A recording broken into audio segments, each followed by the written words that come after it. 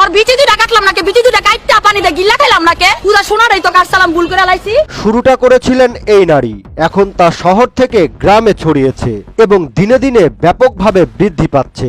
স্ত্রী ফারজানার বাড়ি রংপুর। ঢাকায় পরিচয়ের সূত্র ধরে কাউসার ও ফারজানার মধ্যে প্রেমের সম্পর্ক গড়ে ওঠে এবং পরে তারা বিয়ে করেন। জানা গেছে কাউসার ছিলেন ফারজানার দ্বিতীয় স্বামী, আর আগের সংসারে দুটি সন্তান রয়েছে।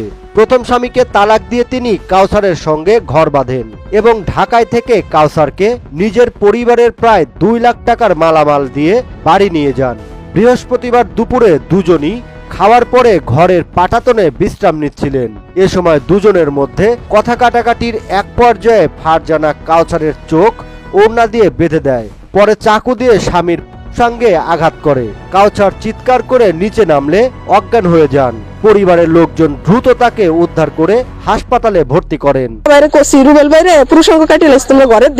অপরদিকে ফারজানা ঘটনার দায় স্বীকার করে বলেন, কাউসার নানা প্রলোভন দেখিয়ে আমার সর্বনাশ করেছে।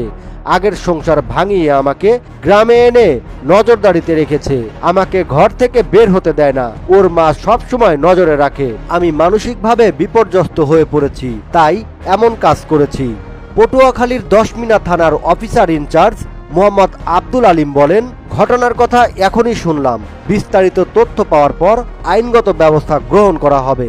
ঘটনাটি স্থানীয়ভাবে তীব্র আলোচনার সৃষ্টি করেছে। পারিবারিক সহিংসতা ও প্রতারণা নিয়ে আলোচনা শুরু হয়েছে এলাকার মধ্যে। এই ঘটনা নারীর বিরুদ্ধে সহিংসতার সাধারণ ধারণার বাইরে এক উল্টো বাস্তবতা তুলে ধরেছে, যা পারস্পরিক শ্রদ্ধা ও সততার ভিত্তিতে সম্পর্ক গড়ার প্রয়োজনীয়তাকে আরও জোরালো করে তুলেছে।